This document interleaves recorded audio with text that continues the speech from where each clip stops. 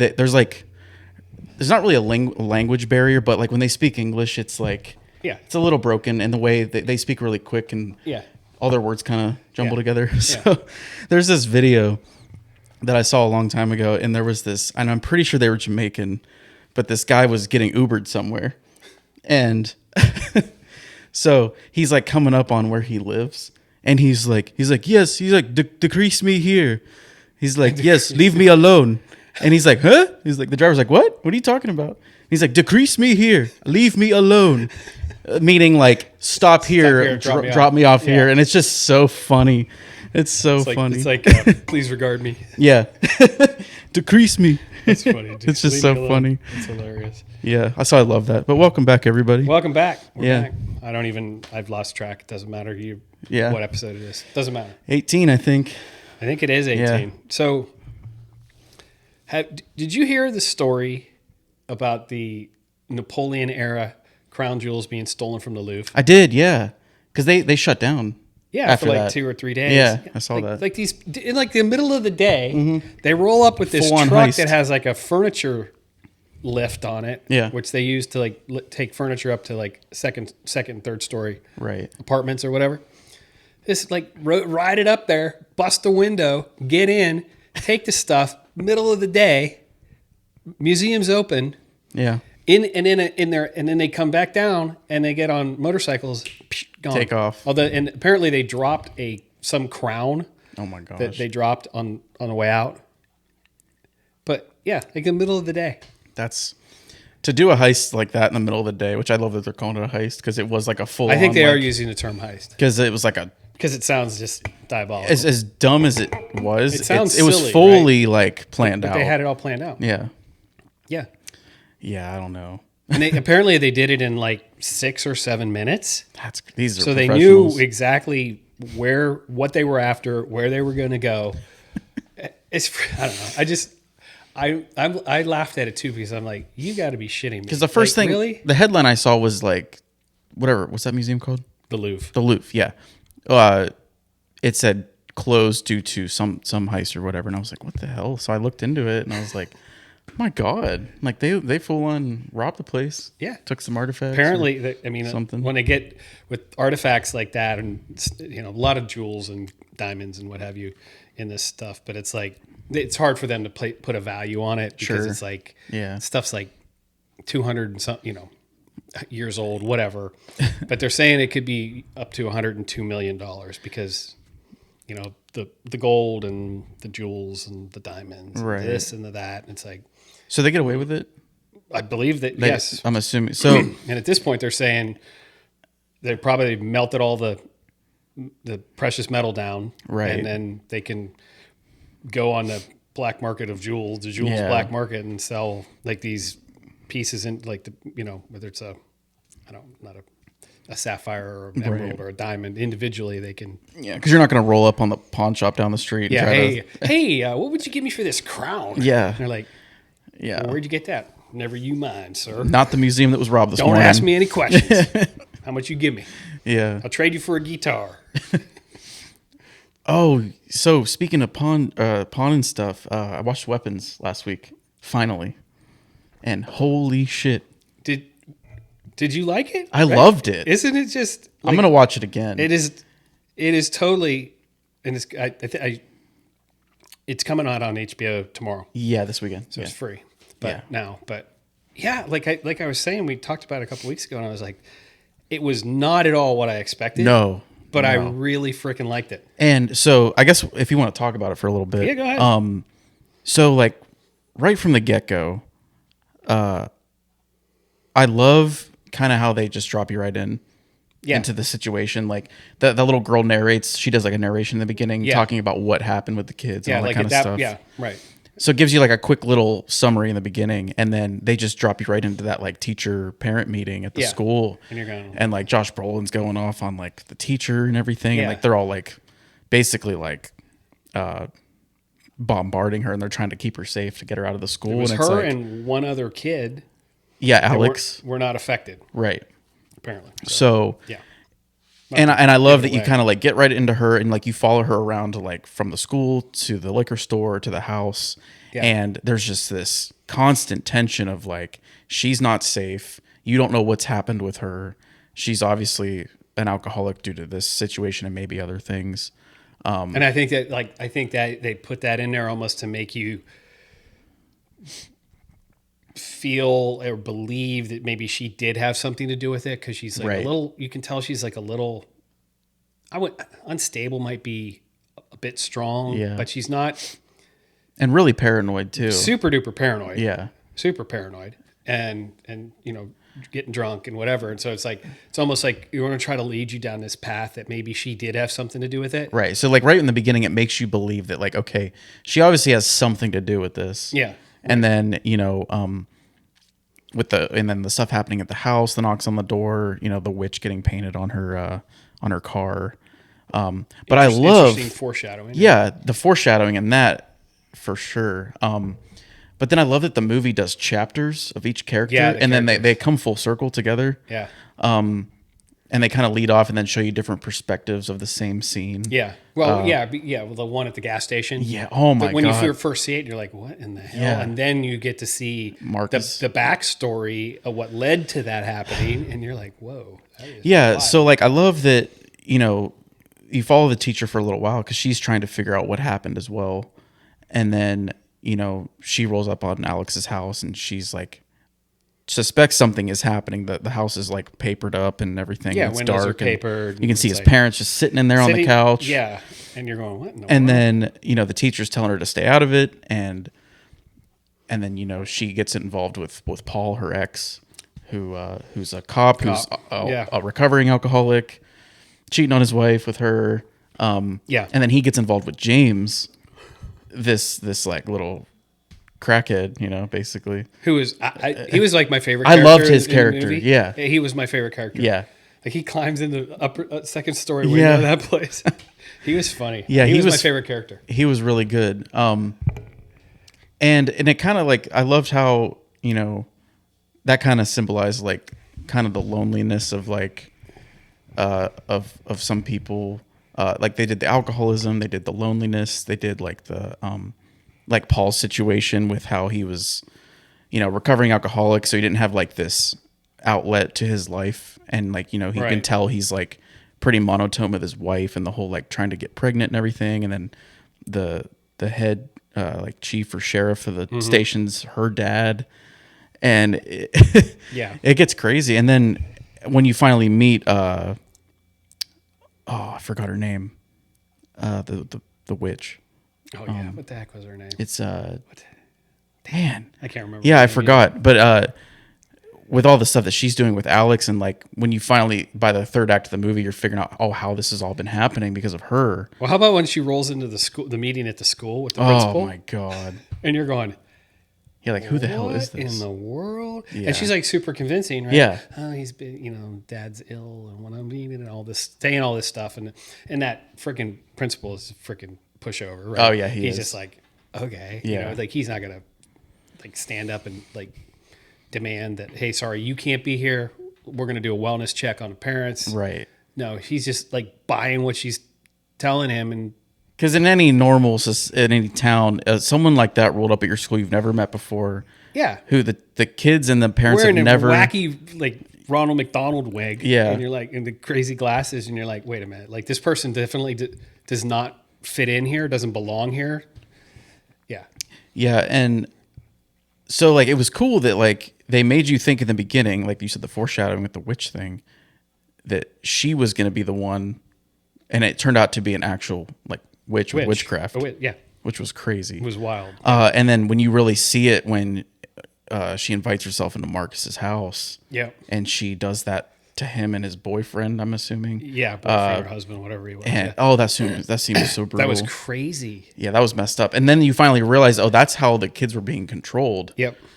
She's putting spells on them. Yeah, and I think, is it like Josh Brolin's character's like, he's like a contractor or whatever. Yeah. And so he's got the map out. He's trying to like figure out like, okay, is there any way to triangulate and like pinpoint everything to one location? He thought it was the cell phone towers. Like everybody was running that direction, and it had to be something to do with that. He was like obviously way off base. Yeah. And then he's confronting her at the gas station, and yes, Marcus is just running. He's like, eyes are bulging out because he's bloody. Bashed his skull in basically. He's all bloody. And at first, like when you see it from the first scene of that, I'm like, is this like person like zombie or what happened? Like, that's what I was thinking. Because he's all bloody, right? Yeah. You like didn't know what happened at that point, and I'm like, what is happening?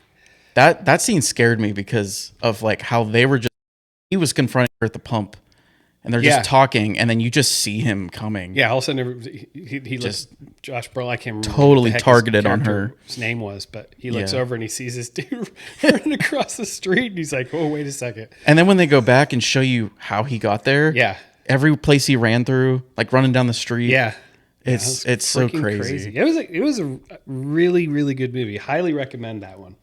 I was also really confused at first by the AR, like assault rifle above the house. Yeah. I don't know if this is right, but an assault rifle is like an aggressive weapon, compared to others. Mm-hmm. And I think that was part of it. And then maybe the fact that like the spell or whatever that she had on every person she dealt with was kind of like, like almost like a target kind of thing.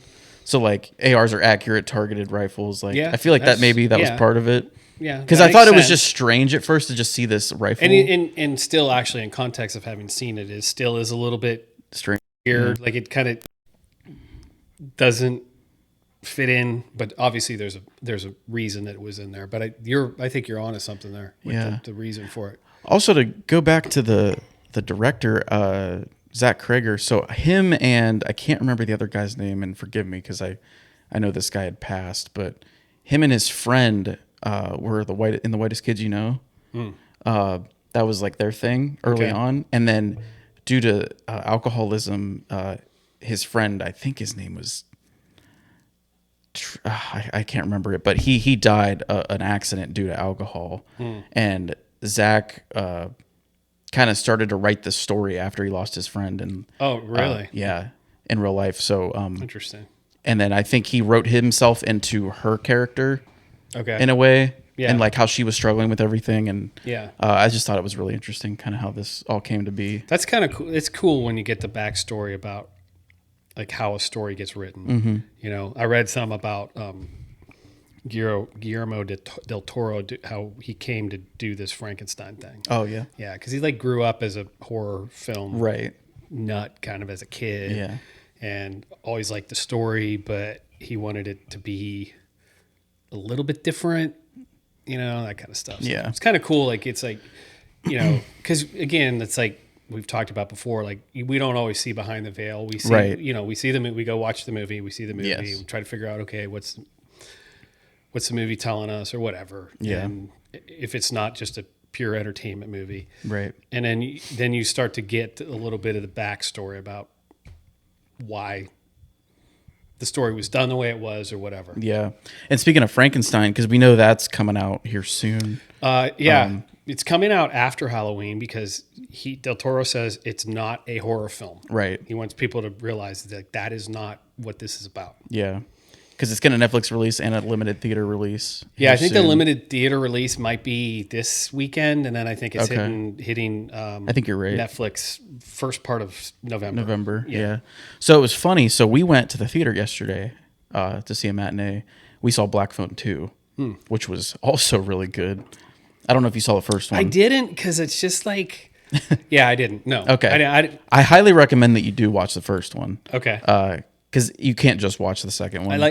We all know, anybody who's been watching these for the last 17 episodes when we talk about movies, I am the worst when it comes to seeing the trailer and then making a decision. So when the first one came out, I saw the trailer. I'm like, no. Yeah. Really good. So we saw that. And Ethan Hawke's incredible. It's like it's also the director of Sinister. So like there's a lot of Sinister in this movie. Okay. Because they shoot in a lot of Super 8 film and stuff like that. So which it's really cool. Really cool parts of Sinister. Yeah, and that made this movie like the music, because they used a lot of Pink Floyd. They used like, because the time, it's like in the 70s and all this stuff. So it's really good. But there was another trailer for, I think it's just called The Bride, but there's a Frankenstein Bride movie. The Bride of Frankenstein movie coming out? Really? And it's strange because it feels like a Bonnie and Clyde movie, kind of. Huh. Like they're together and then they're doing all this crazy shit, and like I think they're like robbing people and fighting people and stuff. But it's like, it feels very Bonnie and Clyde, but with Frankenstein and the Bride. Interesting. Almost like Abraham Lincoln Vampire Hunter. Kind of. Yeah. Remember that one? Yeah. Oh yeah, I guess since we're on the topic, I just heard today that there's a Young Washington movie coming out. Yeah, there is. With an unknown actor, which is cool. Yeah, there is. Next year. And then it's being released by Angel Studios. Yes. Yeah. Ben Kingsley and who's the other one? And Andy Serkis are both going to be officers in the, like, Revolutionary officers. Yeah, I'll probably watch that because I was thinking about that too. We haven't had a movie like that in a while. We really haven't. I really dig those historical ones. Except for Napoleon. I don't know if you saw that. The one that was on Apple TV with Joaquin Phoenix. Yes. It was weird. I didn't watch it. Oh, I watched it. It was different. I mean, I like those historical shows and movies. I really like that kind of stuff. But that one really wasn't. It didn't grab me. I watched it, but I saw mixed things about it. Yeah. So I didn't catch that one. But yeah, Young Washington looks cool. I think that'll be another. Because I'm sure it's obviously pre-revolutionary because he's young. It is. It's before his like rise to. Military career and obviously what comes after that. But like the whole the music biopics are really taking off. Yeah, they are. I mean, obviously we've got this Springsteen one that's out. I haven't seen it yet, but then the Bob Dylan one, and then kind of started with the Walk the Line, although it wasn't really sold that way at the time. It was more just like the story, Johnny Cash story, right?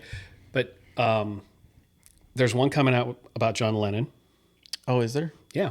And there's one coming out. Do you know the actor from Stranger Things, the tall, skinny kid? His first name is like Wolf or something like that. Oh, the black hair? Yeah. Yeah.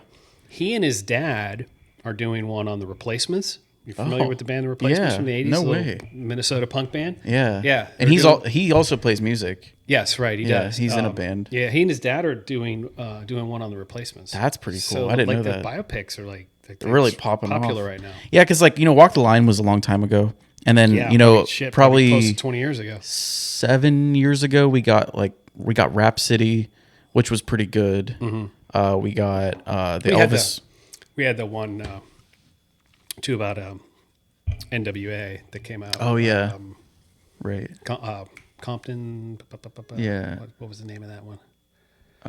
You know the one I'm talking about. Yeah. I know, I can't remember. Straight Outta Compton, yeah. which is an awesome movie. Yeah, that's also a good one. Yeah. Yeah, we had Rhapsody. We even had the One Love that was. Oh yeah, the one about Bob Marley. Yeah. There's been quite a few the last few years. Yeah. And even right now, these aren't music biopics. They're more, or actually, yeah, they are. But they're doing the individual Beatle movies too. Yeah, they're doing 4 films about that. Yeah, which I think is crazy. Yeah, kind of crazy. Yeah. Yeah, Springsteen looks good. I kind of want to. Yeah, see that. I think I will watch that one. I like Jeremy Allen White. I do too. He's a phenomenal actor. Yeah, I never watched Shameless. I know he's from that. That was my first introduction to him. I think he had been in stuff maybe prior to that, but that was my first introduction to him. And talk about it he is I can't even describe. I'm trying to find words to describe him as an actor. He is just he's super passionate. You can just. He does a really good job, especially with the bear. Oh, he does a really good job at portraying mental struggles, anxiety, and stress, depression, and all that. Yeah, and he does a great job. And he did, and it was that was kind of the same vein of what his character was like in Shameless. Very similar. Okay. Yeah.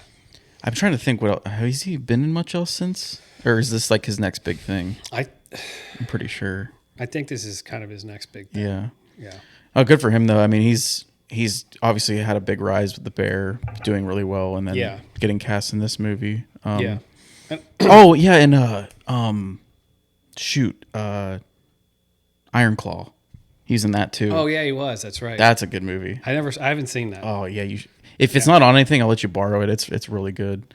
Because that's another movie where like the actors kind of transformed into these people. Like Zac Efron's unrecognizable in this movie. Yeah, I remember seeing the trailer with. They both got huge for this movie. Yeah, and like Jeremy Allen White's a smaller guy, but he got massive. Really. Yeah.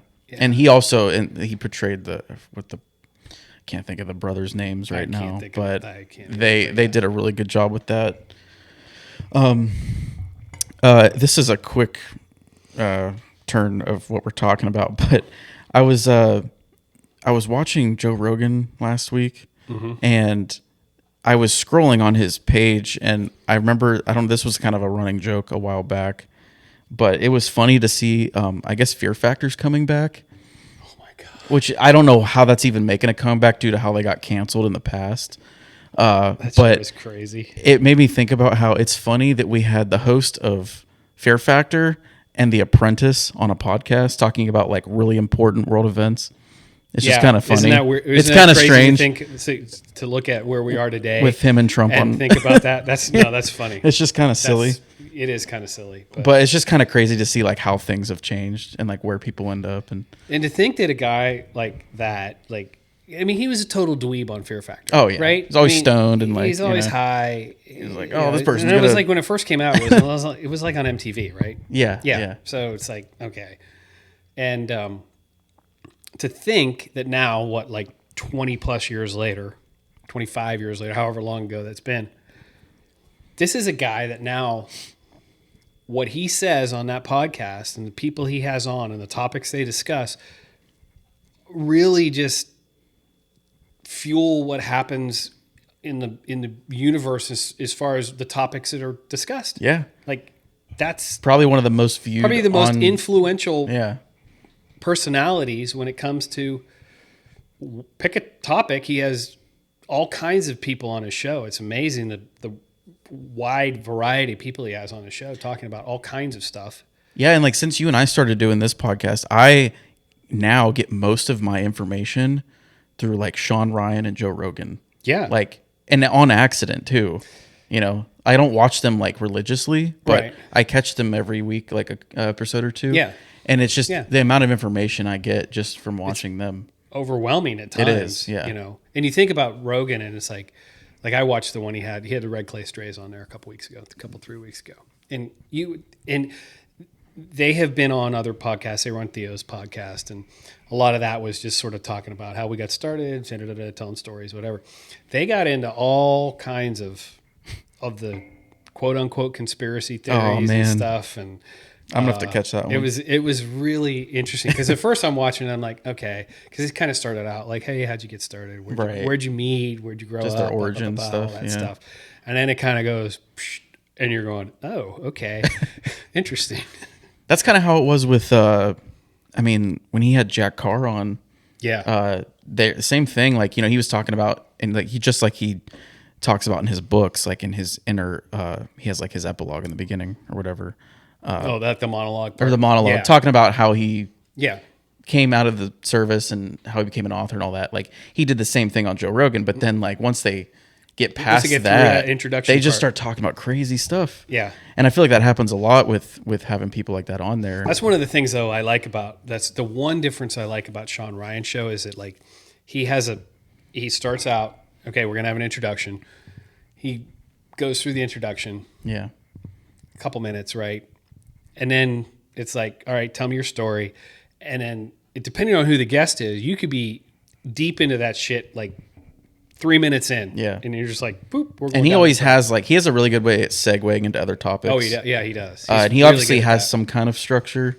Yeah, he does. He has an outline and he follows that to a point. But it just depends like he knows when to on. shift gears and like go on to the next like he thing. can pick, like he'll hear something and I'll go, okay, well, let me ask a question about that. And then off we go. Yeah, it's awesome. And then 3 hours later, it's like, yeah, it's crazy. Yeah, he had a guy on there. Steve Robinson is his name. and he's a journalist from Maine. Okay. And Brant is actually the one that said, he goes, "Did you listen to this episode yet?" I'm like, "No." So Brant was just sort of giving me this flyover view about this product called 70H. Okay. Not sure if you've heard of it. So technically, it is a natural derivative of, I can't remember the plant, but it's technically an opioid. Okay. Oh, okay. But you can buy it at the head shop. You could buy it at a gas station. Okay. And he kind of gets into this whole, that wasn't the premise of the show. He leads up to that, but he starts talking about the Chinese, the CCP, being involved in these marijuana grow operations in Maine. Okay. Like they buy houses and then they gut the house, put in like 400 amp commercial service, and they're growing pot inside the house. So it's a full operation inside there. Yeah.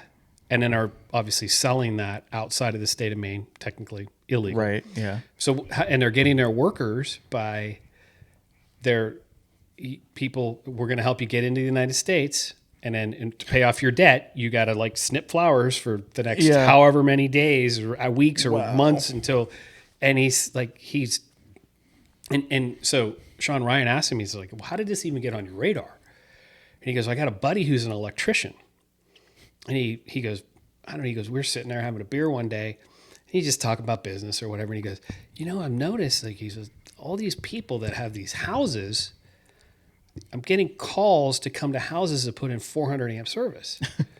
And this guy's like, "Why does a person that has a house need 400? Like that is, you don't need that kind of service unless you're running like crazy shit." It's like Heisenberg shit. Yeah. And so that got him into it and starts him down this whole rabbit hole, and they're buying up properties and doing this. And I guess they're doing the same thing in Oklahoma.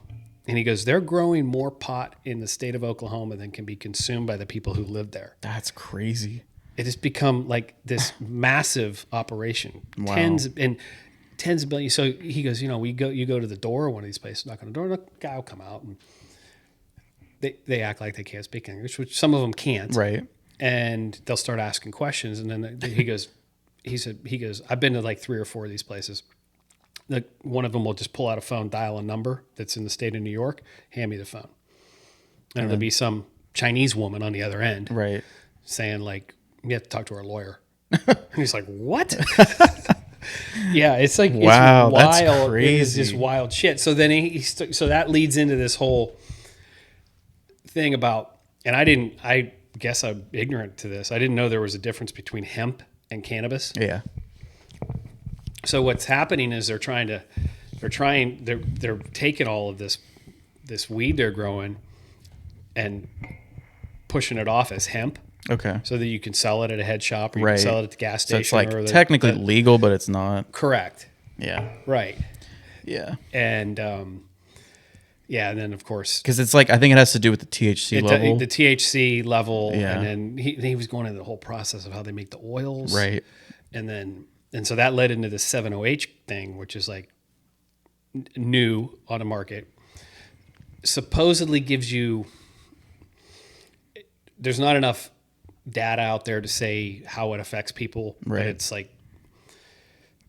It should be classified as an opioid by the DEA, but the DEA is not. It's not on our radar yet. Okay. So it's out there. Yeah. Kids can get this. You can just walk in a gas station. So like soon enough, it'll probably be on their radar. Like he walks into the studio and he's like taking stuff out of a baggie. He's like, "Yeah, I bought this at the gas station 3 miles down the road." And he's like, "What? What?" And so yeah. That's like so I don't know if you've seen how Michigan is, but in the state of Michigan, there are like head shops and weed dispensaries on every corner. Well, that's like, it is like, it's almost like, it's just like going to a gas station. Yeah. Like, or, I mean, kind of like how you have, what do you call it? It's just insane. And it's getting to be that way here. Yeah. I mean, Ohio's got quite a few now too. And there are other states where it's been legalized for recreational use, and it's a cash business. Right. And it's cash. And this is where the government doesn't think this shit through. Yeah. So you want to open a dispensary, right? And you're like, okay, I just want to sell legal pot. Right. That's fine. You can't get a loan from a bank. No. Okay. Yeah. So you go in, if you want to buy using your card, you have to use their ATM. Yeah. So there's a fee on that. Mm-hmm. You got to get cash. It's a total cash business. Yeah. Which is very sketchy. It is. And to think that our government goes, that's okay. And they're supposed to be collecting tax dollars from this, right? Because they sold us all. Everybody who voted on them. Well, this is going to create so much more tax revenue, and our schools are going to be better. It's like reminds me of the lottery 40 years ago in California when they got that going, and the schools are going to be great. Yeah, and it's like, yeah, okay. So, it's a wild world. Yeah, and all the legal growers in California are being put out of business by the Chinese. Yeah, and the cartels. That's crazy. Doing this shit. Yeah, and they play it really safe because a lot of these shops they set it up so like you go in and there's the front desk. So they basically have like a receptionist / security guard, right? Who like takes your information. Yeah, you're not like perusing. No, you can't just go in. You go in and you look at it on a tablet. It's like going to a doctor's office. Yeah, like I guess I'll have the Canadian Blue today, yeah, or whatever it's called, right? So they check you in, and then they're behind key card doors. So then they let you to go back where the actual shop is, and then you go talk to someone to help you out and get whatever you need. Yeah. And then they take you back out through another door to come out the front. So it's like they have it set up safe, and it's very organized. So like it's not sketchy in any way, but at the same time it is because of the way that it's being a completely cash business. Like how my question would be, how does the state receive its tax dollars? Right. Because and this guy, the Steve Robinson guy, and I don't remember exactly how he described it, but he did go into a part of that interview where he talked about how they do the books. Okay. And I mean, the state's obviously got a vested interest in this, right? Right. And they got hey, we need our tax dollars. So you're counting on the accounting to be correct. Yeah. So you can pay your tax bill every quarter.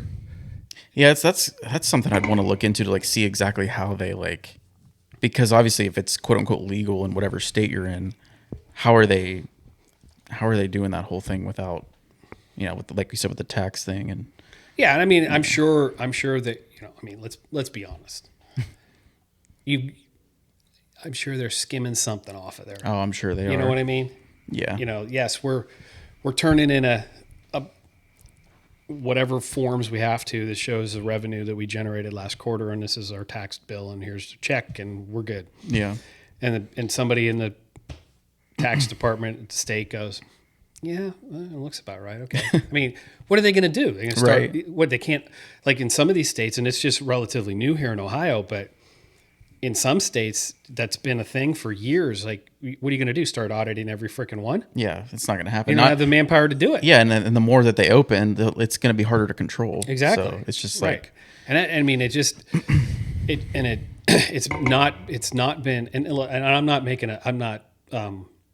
getting on a soapbox about whether I'm for it or against it. Right. I'm just saying I know that in states like California and in Colorado, those are two that come to mind, where the drug problem got worse because it once it became legal, it opened the door for bad actors to be a part of it. Right.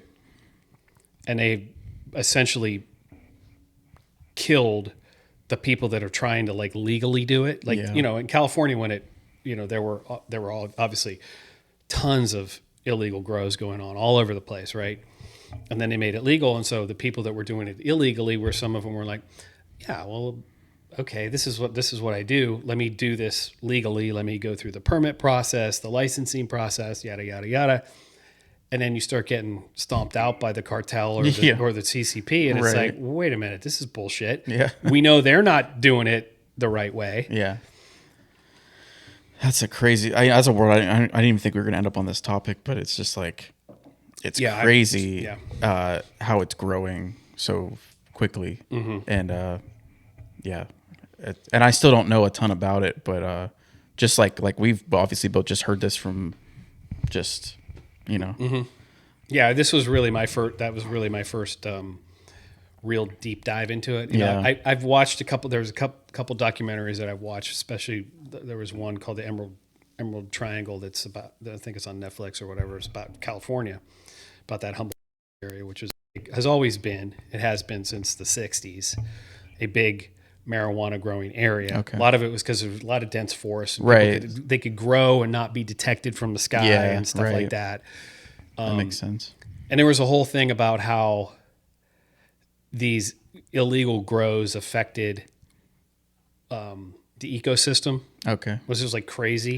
Well, because like, so you're up in the mountains or whatever, and you got to get water to these things, right? And you're not going to like truck in water. No. So people were like essentially stealing water from streams from neighboring properties. Yeah. Which then all that, you know, the stream water would normally flow down like to a river. Then and it was like jacking up the salmon population in the northern part of California. I mean, it's a whole thing. That's so crazy. Yeah. It's a whole freaking thing. It's wild. Yeah. Cause you look at the terrain of some of those areas and it's like, you know, you're not going to, like you said, you're not going to just transport water up there all the time. No, water's heavy. Yeah. And it's like, okay, what are you going to do? Have this like water truck come to your place every couple of weeks and you got to have some place to store it, do all this. So people are like tapping into these little streams and creeks and running water through PVC for like 1,000, 2,000 yards so they can water their marijuana plants. And it's like jacking up the whole system. And then you introduce the whole illegal or, you know, the bad actor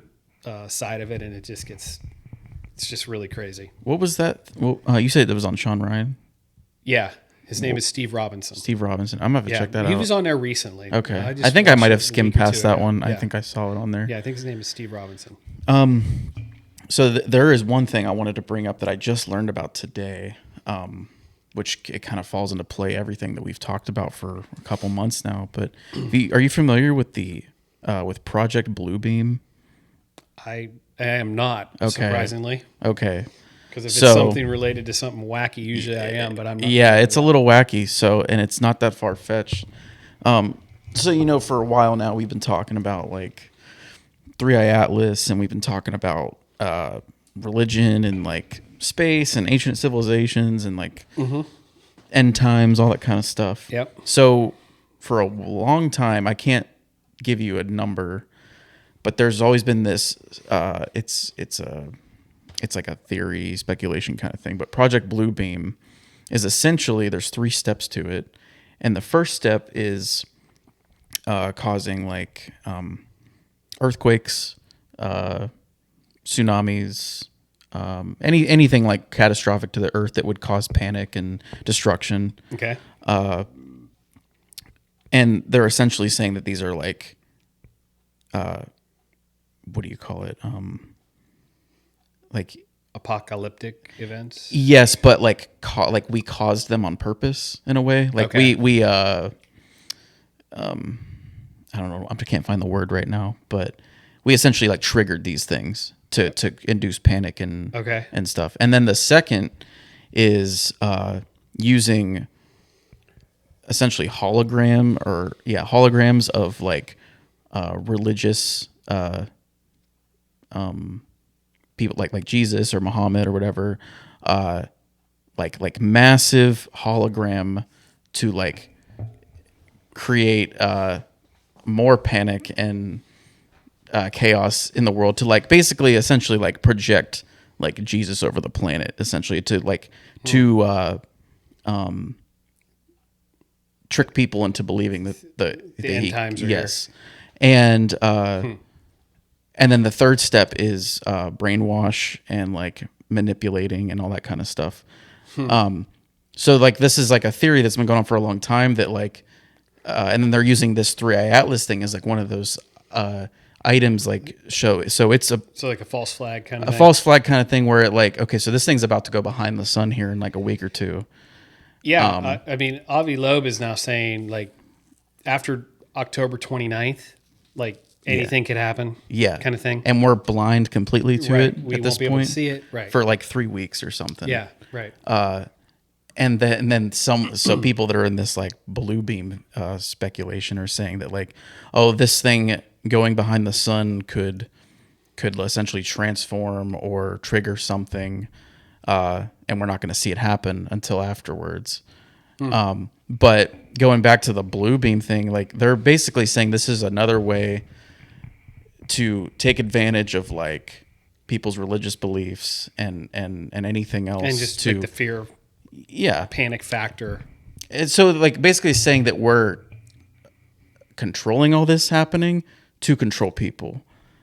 So like all these like seismic earthquakes and then like you think about it though, it's not that far fetched, because then when you think like, well, the drone technology is so incredible these days. You've seen these drone shows that they do, right? Sporting That's what I mean. And stuff.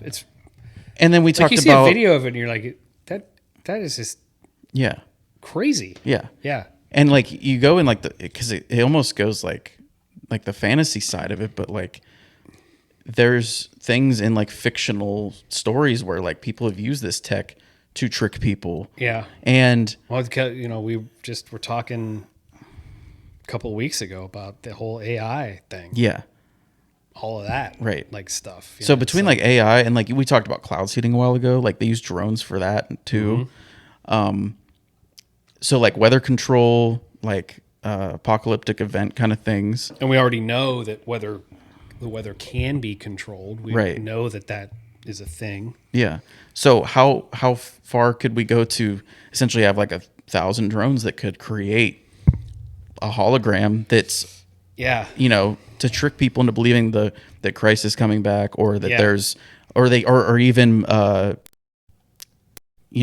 fake an alien invasion, because that's the other part of the blue beam theory, is like whether it's a religious like idol or alien extraterrestrial thing. So like could they fake either one, and like whether we would believe it or not, I don't know. It's a wild thing. It is, it is and it isn't, because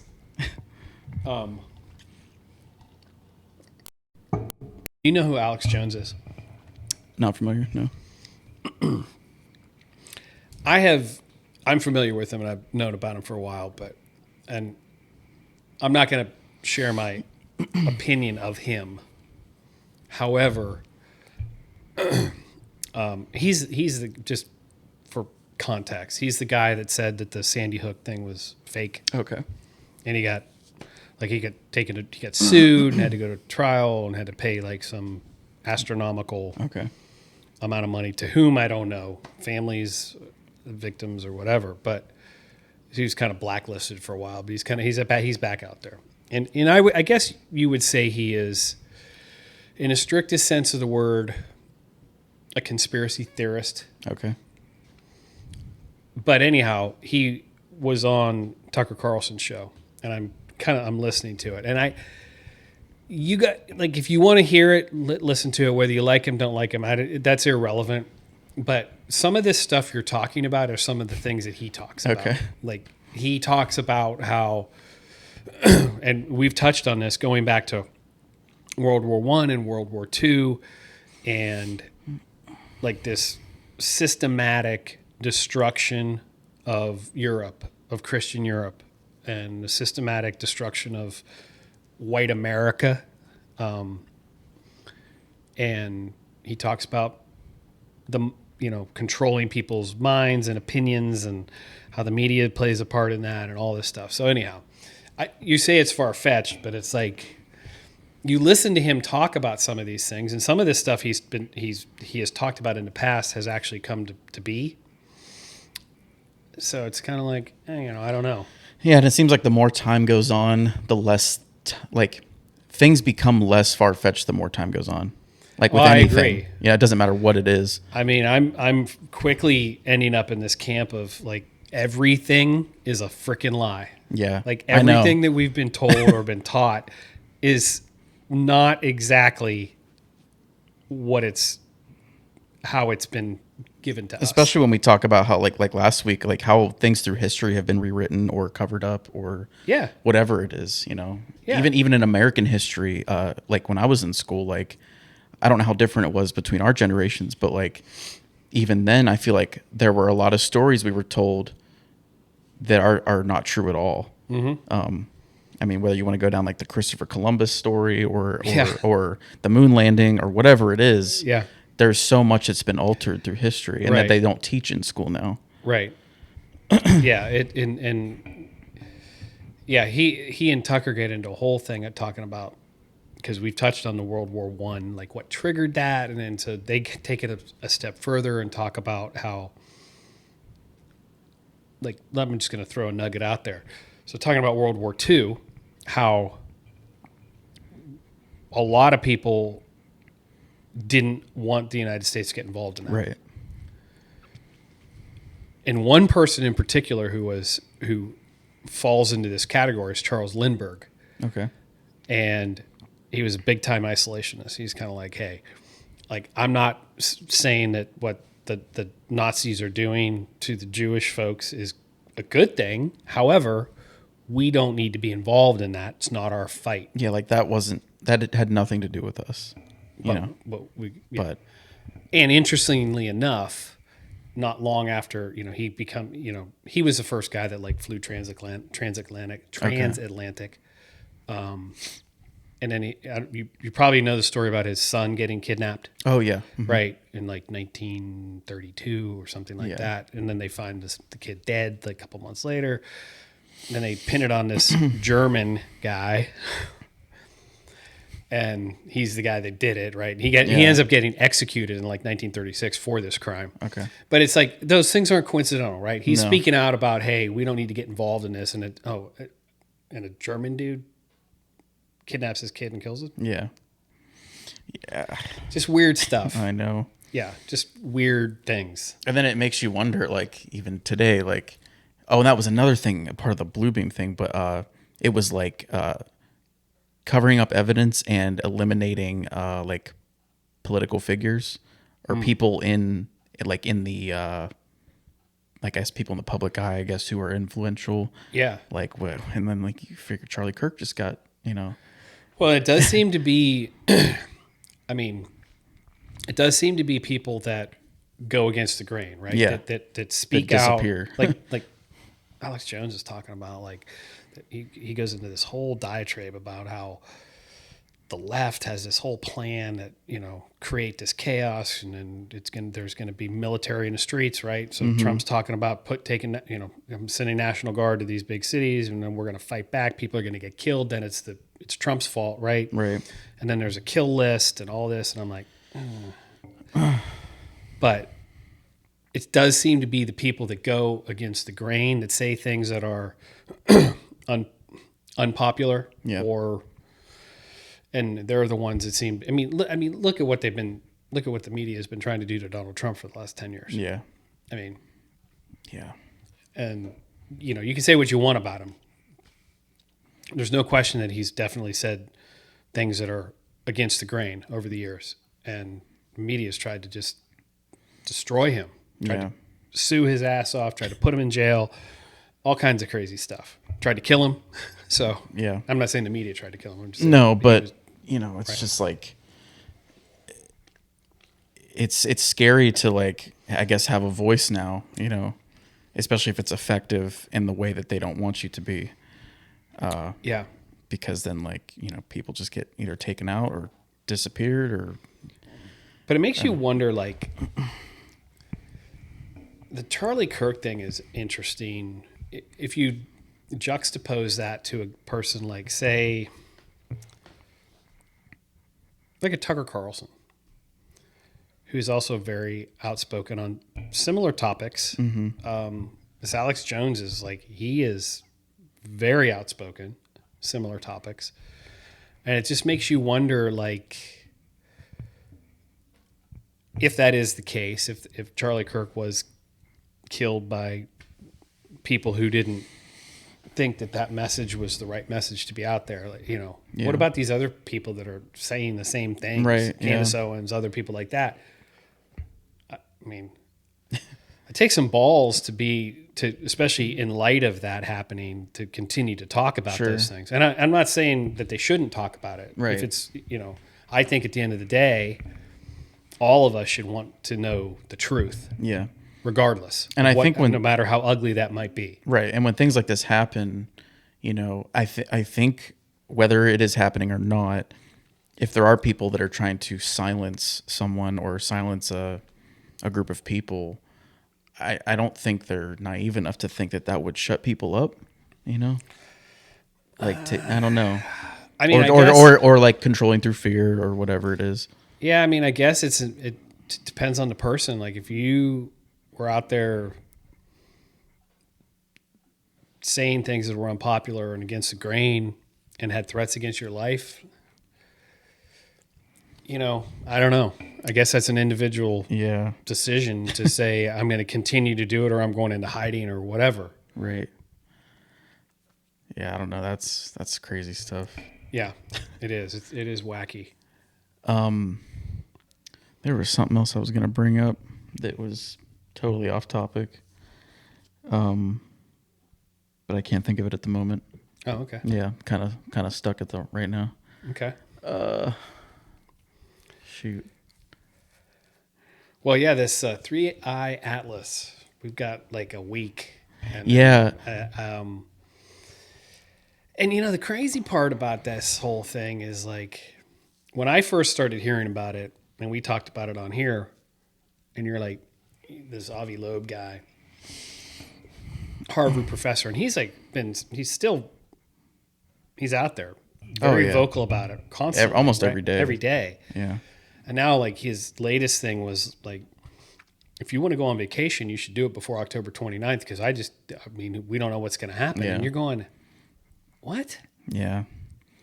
We were out driving around the other night, and so I think it was the 20th. They were saying how we were supposed to be able to see this comet just south of the and there was also a meteor shower. And a meteor shower this like the next night or something. Yeah. But then, of course, the night that it was supposed to be most active, it rained here, and that's the cloud, cloud coverage and all that. But we were driving around while it was raining, and we see lightning all the time. But this night, I thought it was a little strange because we were driving when it was dark, and it was like these massive, like, which to be I guess lightning, but the clouds were very green when it was happening, like just massive green like flashes during this lightning and this storm, and we were both just kind of like, "Have you ever seen lightning like that before?" And she's like, "No," and I'm like, "No, this is weird." And it's weird too because our temperatures have not been real warm, which is something that does contribute to lightning. There's a little warmer temperatures, a little more humidity in the air. Yeah, like with heat lightning and all that. Yeah. And the humidity's still been kind of high, but it had. But the temperatures have been in the 40s. The temperatures have been low. Humidity has been higher than normal, but I just thought that was strange, and it wasn't just like little like spots in the clouds. I'm talking like when it flashed, and because it was so cloudy, it was like from my view in the car, it was like this entire area of the sky was green. Really? Yeah.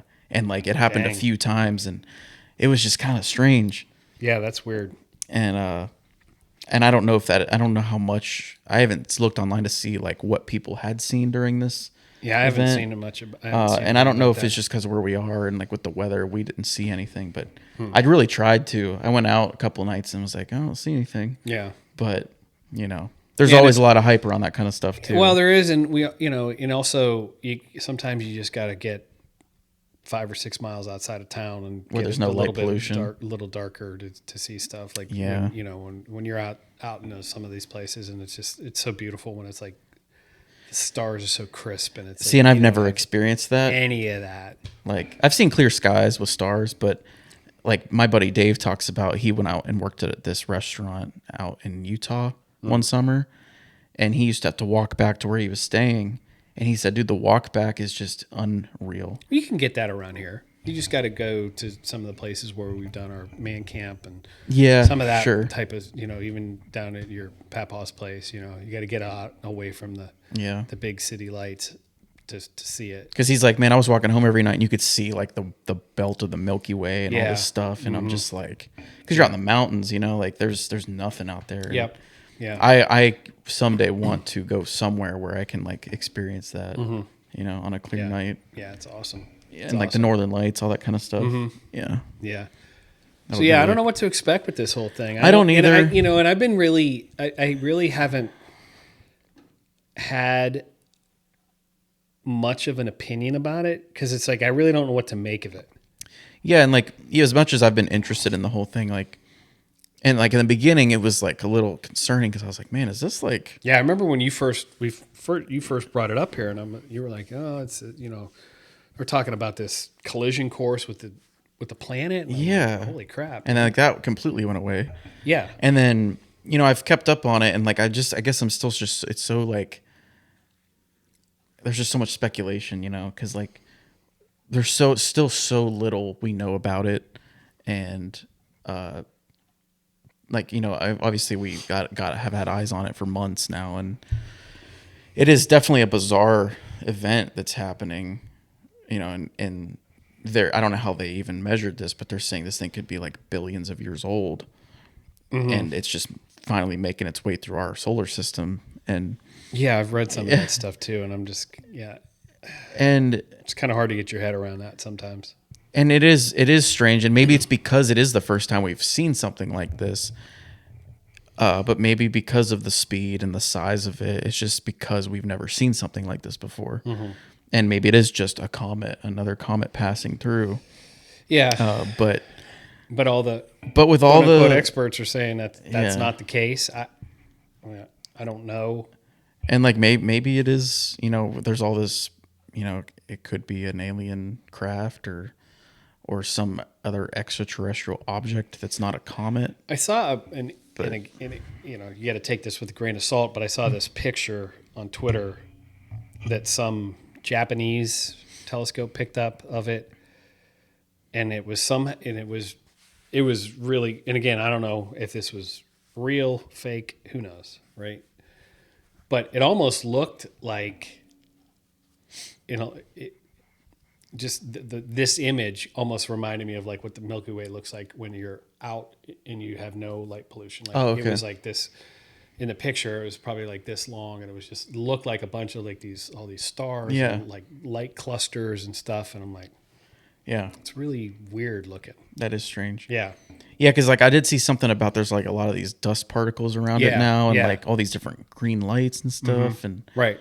Like all the hues are changing, and this had like a lot of like pink and purples and stuff in it, and I'm like, this doesn't look like anything like we've been told for the last month of what this thing looks like.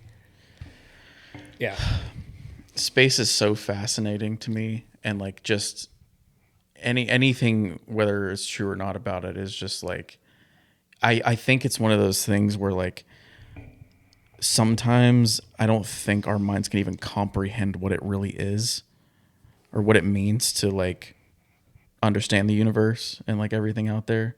Yeah. And I think that's the way it's supposed to be. Yeah. It's like the unknown, Right. Like, I think that, because we are human and we have limitations, despite the fact that there are people out there that will tell you that we have none, and we can discover everything and find out everything and learn everything. We can't. Right. And I think that's by design. And I think that's one of the things that makes those types of conversations interesting, because it's like now there's something that's been introduced that we've never seen, we've never experienced. And then, of course, that just creates all kinds of people's theories and ideas about it. And that's fine. That's what it's supposed to do, right? Create that, like, some creativity about what it could be or what it might be. But there's still a lot of stuff about that I think we'll never know. Right. I mean, you like go back to like the beginning of like time when like, when people were first looking up at the stars and like using them to navigate through countries and deserts and people that finally discovered astrology and like were learning all these things. And like the fact that like humans were even able to figure that out it's crazy. It is. It's astounding, honestly. And it almost doesn't seem plausible when you think about it, because like we've always been told, right, that the people that came, every generation is just a little bit smarter. Right. So Adam and Eve, and then that era, and then, prehistoric man and all, like they didn't know shit, right? Right. Well, they finally figured out how to make a fire. Yeah. A wheel, all this stuff, right? Yeah. And you look at some of this stuff that happened, and we've talked about it. Like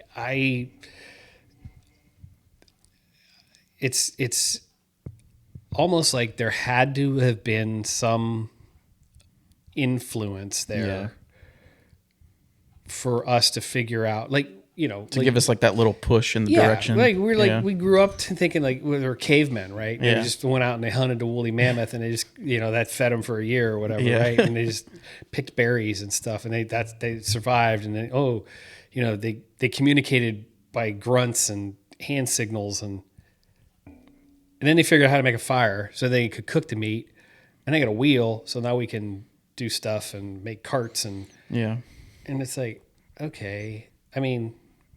Maybe. Yeah. And I don't know if we we did talk about this last week, but like the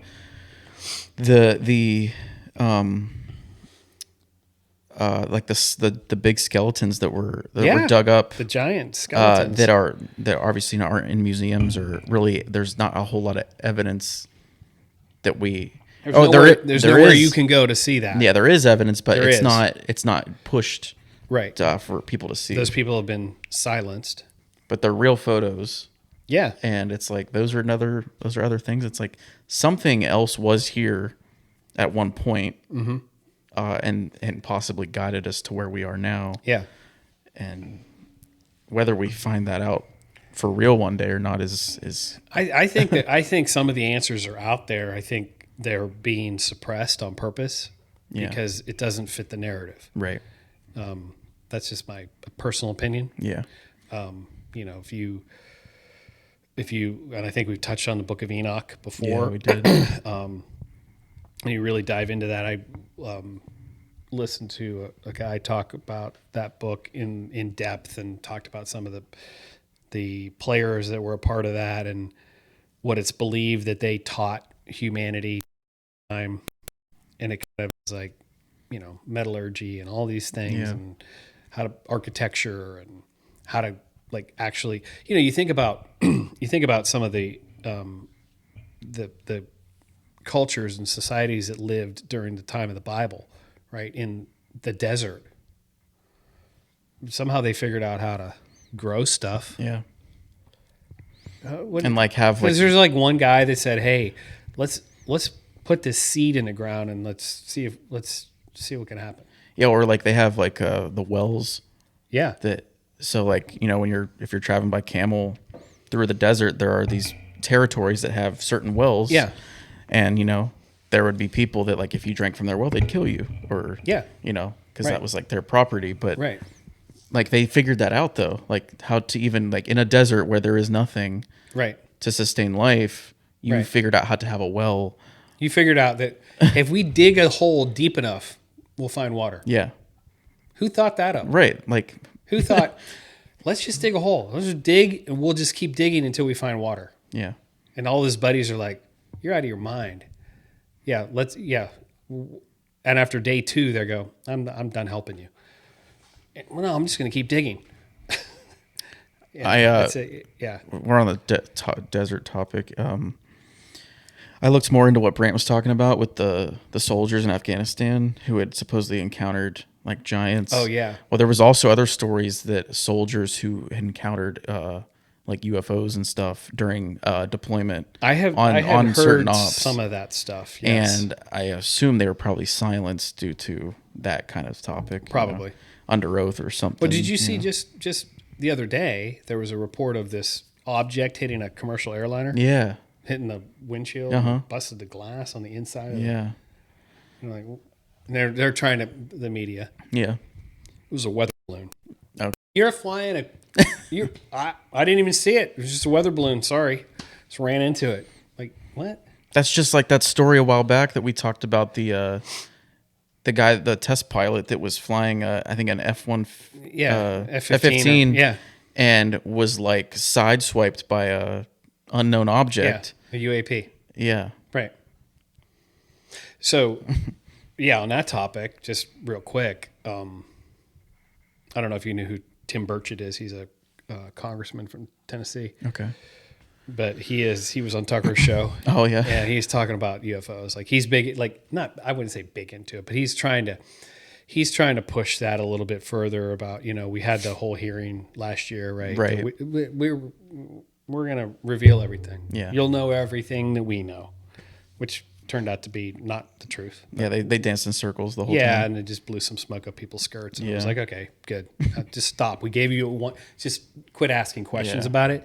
So he's trying to push that a little bit more, but he's talked to a number of both pilots and people that are in the Navy, and so not only stuff that these pilots have seen in the air and experienced, but the stuff that they've experienced in the water. Oh man, it's just crazy. And you can't even imagine, because like these people end up in places you'd never imagine.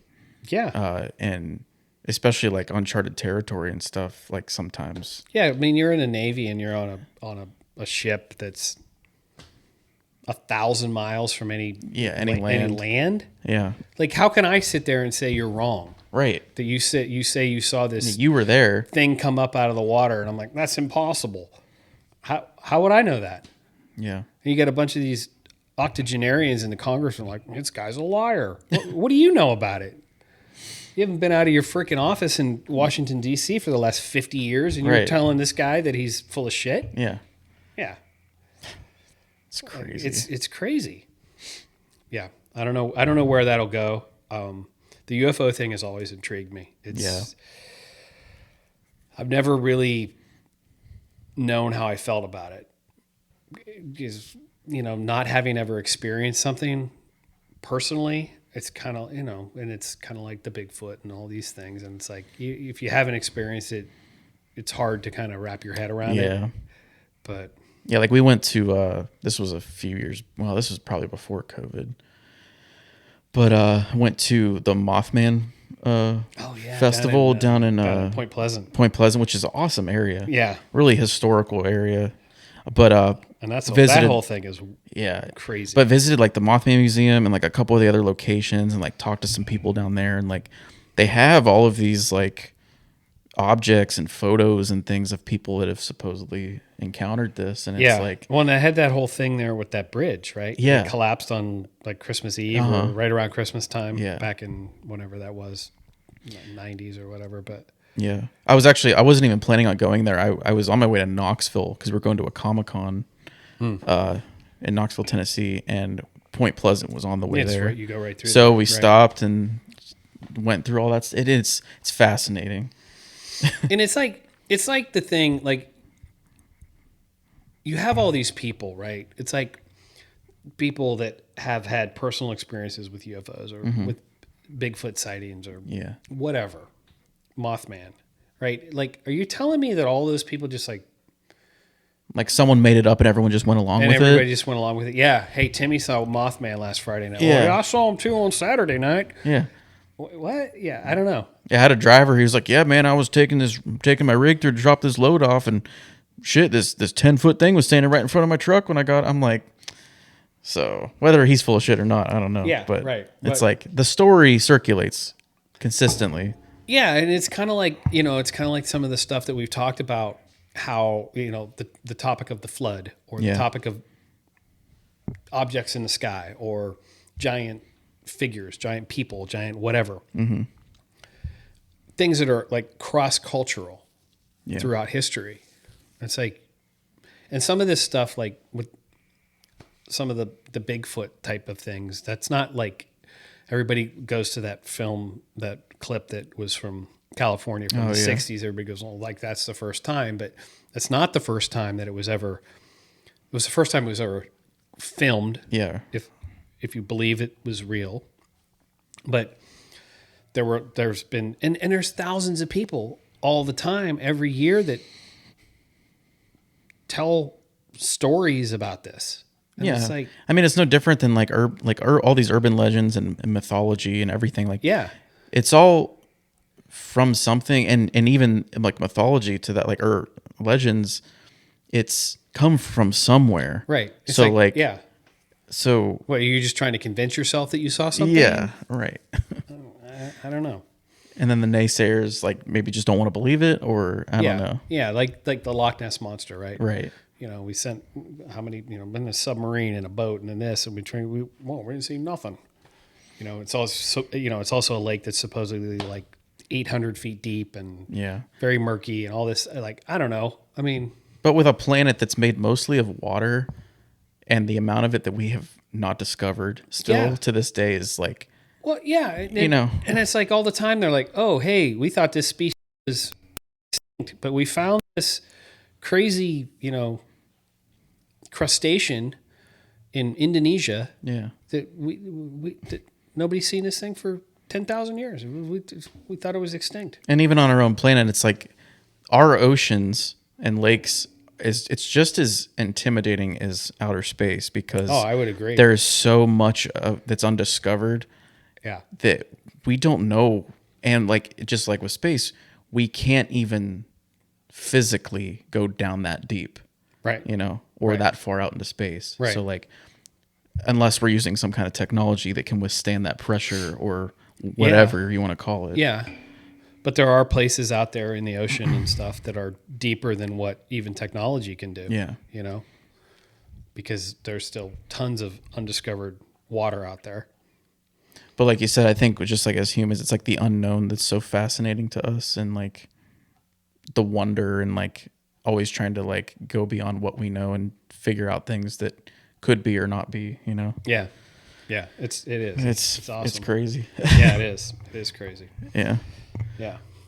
All right. Yeah. Well, anything you want to talk about? Is that it? No, I think, Cool. I think I touched on everything I wanted to discuss. Yeah. Yeah. Well, that was fun. So I appreciate you for pumping it up on Spotify. That's been going off pretty quick. We doing okay over there? Yeah, we've only been up there a couple weeks, and the views are pretty consistent, and Good. people are commenting. We're starting to get some comments. We're getting comments. So shit, I haven't been on there. I have to talk to the tech team about that. They'll fill you in. Yeah. But yeah, guys, continue to like, subscribe, comment, tell us some stories. Halloween's coming up, so I think we might have may or may not have a special holiday episode coming up here. So but yeah, until then, stay tuned, keep watching, and we'll see you next time.